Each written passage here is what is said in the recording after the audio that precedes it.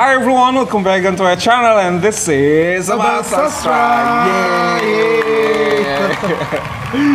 Okay everyone, thank you so much for clicking this video to stop by to watch us, and today I'm not alone. Hi everyone, I'm here again. Assalamualaikum. Waalaikumsalam Mister, thank you so much for coming here. Thank you Mister. As always banyak yang minta Mister Ajis. Kalau aku keluarin Mistika, hadirkan Mistika, itu mintanya Mister Ajis. Wah. Awas kalau kalian minta Mistika ketika aku sudah hadirkan Mister Ajis ya. Oke, Mister Ajis, hari ini ada sebuah video akan kita reaksikan, yaitu tentang belajar. Ya, belajar. As we know that kita saat ini, saya dan Mister Ajis sudah menyelesaikan S1 kami. Iya.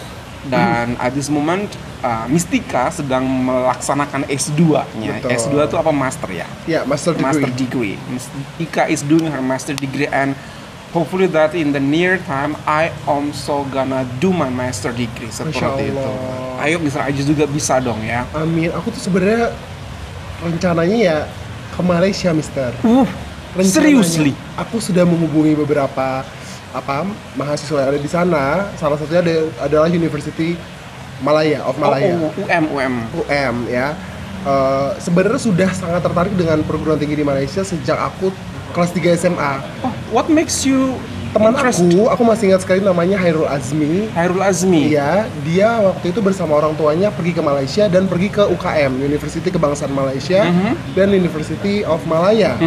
Nah, cerita tentang bagaimana prosedur pendaftarannya, kemudian ada fakulti apa saja dan program studinya apa saja. Aku tertarik sekali karena aku rasa akan membuka cakrawala aku. Betul. Gitu ketika kita berkuliah di sana, dan yang aku paling suka adalah aku akan tetap berasa di rumah karena di sana mayoritas Islam. Betul. Dan cukup dekat dengan Indonesia. Betul. Itu sih. Nah, relate banget dengan video yang akan kita reaksikan kali ini, Mister, yaitu pengalaman S2 di University UTM Malaysia, Universitas Teknologi Malaysia.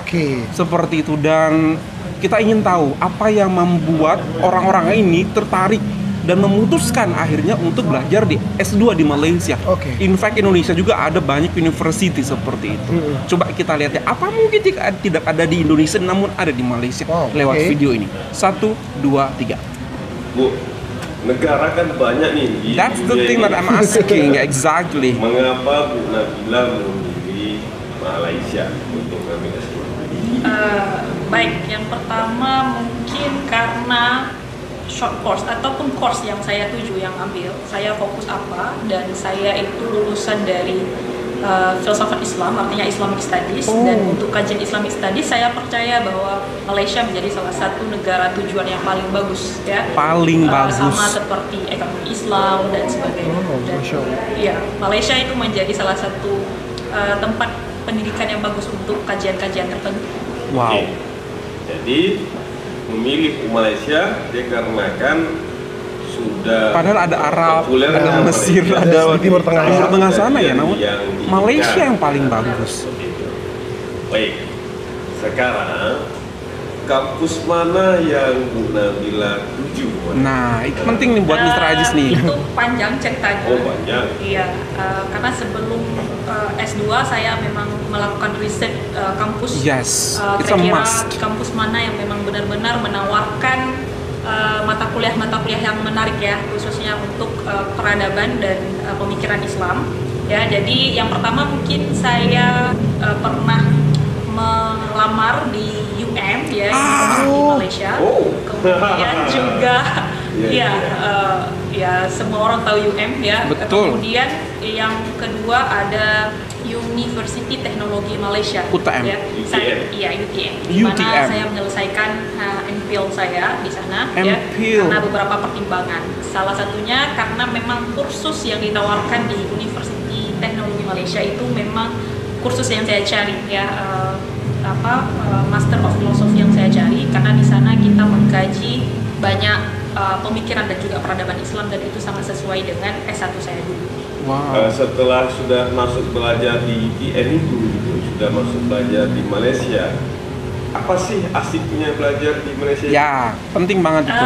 Kalau baru bicara asiknya yang pertama di Malaysia adalah sangat dekat dengan Indonesia. Jadi bisa pulang pergi mungkin dalam seminggu kalau punya dompetnya penuh ya, jadi bisa pulang pergi dalam seminggu ya. Namun yang lainnya yang sangat menarik adalah pendidikannya yang sangat luar biasa di sana ya. Betul. Kita punya knows profesor it. yang sangat ahli dalam bidangnya, kemudian juga akses perpustakaannya yang sangat luar biasa. Wow. Mungkin itu adalah dua hal yang saya Akses sangat perpustakaan.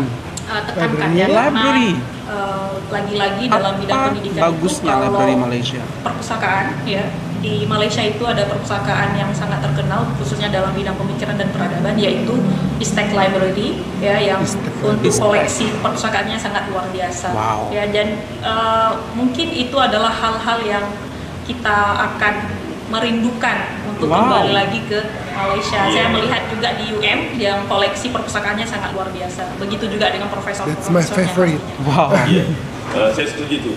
Karena saya kan kuliah di UM juga. Bapak ini keluar di UM, alumni Jadi UM. di UM itu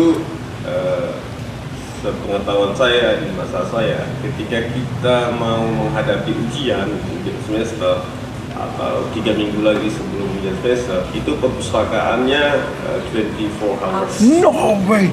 Jadi It's very supportive buka place. sepanjang No hari. way. Bahkan Very supportive. kita diberi di sana tempat istirahat. Benar. Ada rest area-nya kayak What? Saya setuju karena apalagi kalau bulan puasa ya, kalau anak-anak rantau yang tidak pulang itu setelah tarawih itu bisa masuk perpustakaan sebentar lagi. Wow. Setelah tarawih, karena kita tarawihan biasanya di kampus, kemudian balik lagi karena buka puasa pun kita disediain di masjid kampus dan sebagainya. Dan saya melihat bahwa keterbuka ataupun buka tidaknya perpustakaan ini memang hal yang sangat penting. Ketika dibuka sampai jam 11 malam, itu akses kita untuk buku dan sebagainya ataupun kenyamanan, karena biasanya anak-anak ngekos ini di rumahnya itu tidak nyaman dan sebagainya, dan jadi dia mencari kenyamanan itu di perpustakaan. 24 perpustakaan jam? di sana itu luar biasa. Jadi di bulan Ramadan, di bulan puasa seringnya di perpustakaannya. Iya, benar. Bukan cari buka puasa gratis. Yang itu salah satunya juga. Wow. Ada nggak di Indonesia yang perpustakaannya 24 jam? Nggak ada sih ya, Mister ya. Setahu kami nggak ada ya. Nggak Setahu ada, aku di even- kampus aku dulu itu nggak sampai 24 jam. Betul. Siswa pulang ya udah pulang, tutup juga perpustakaan seperti itu. Even perpustakaan nasional pun tidak buka Tidak, 24 ya jam. perpustakaan nasional Indonesia pun tidak buka 24 jam. Inilah yang membedakan, Mister.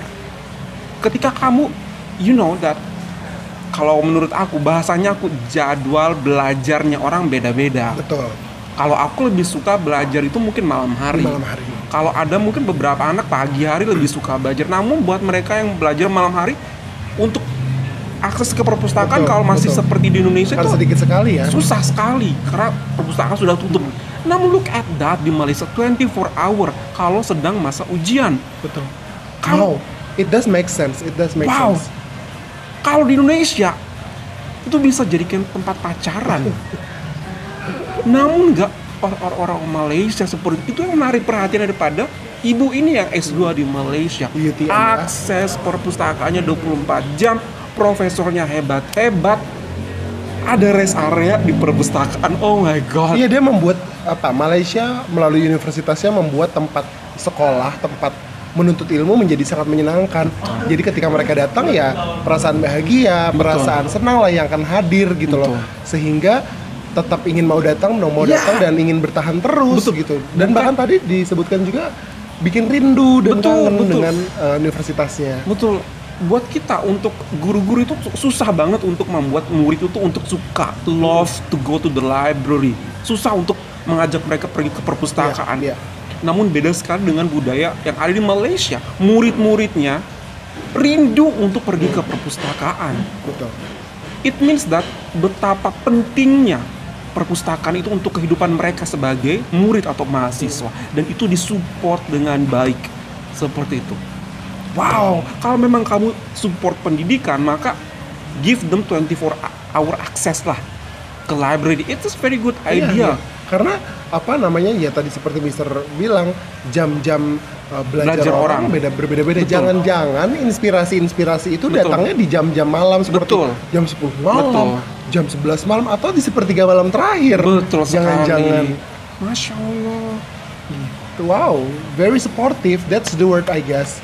Ya, aku pernah juga bertahan di perpustakaan selama 2 minggu berturut-turut, Senin sampai Jumat, itu sejak jam 8:30 pagi sampai jam 7:30 malam. Tidak keluar, hanya makan siang. Sholat kan ada musola dalam.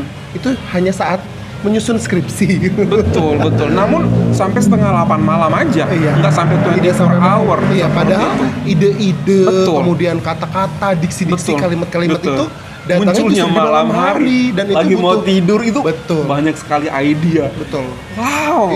Itu justru butuh direkam ya, inspirasi dan ide-ide seperti itu. Dan perpustakaan adalah sarana yang paling penting untuk disediakan oleh pemerintah mungkin ya, atau dari pihak universitas bagi mahasiswanya untuk mencintai ilmu, membuka wawasan baru melalui buku yang mereka pilih di perpustakaan. Wow, amazing banget. Kagum dengan cara orang Malaysia untuk support pendidikan mereka, Mister. Tidak setengah-setengah. Tidak setengah-setengah. Betul, tidak setengah-setengah. Itulah yang menjadi jawaban kenapa perilaku orang-orang Malaysia sangat beretika, tidak hanya pintar tapi juga memiliki kepemimpinan yang baik ya. Dan mereka juga punya semangat untuk empower others. Betul.